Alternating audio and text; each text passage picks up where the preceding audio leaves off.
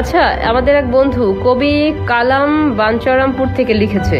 সে ছোট একটা লেখা দিয়েছে, যদি শুকিয়ে যায় সমুদ্রের সবটুকু জল, মরুভূমি হয়ে যায় সাগর অতল ধূলিসাৎ, হয়ে যায় যদি সব পাহাড়, তবুও তুমি শুধু আমার।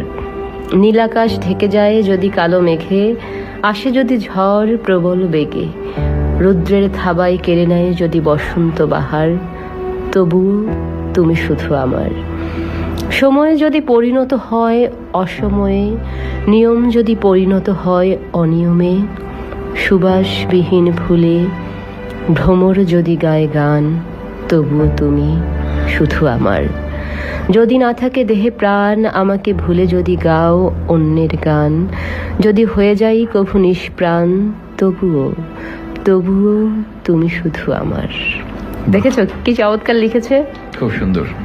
তাহলে আমাদের কবি বন্ধু পাওয়া গেল।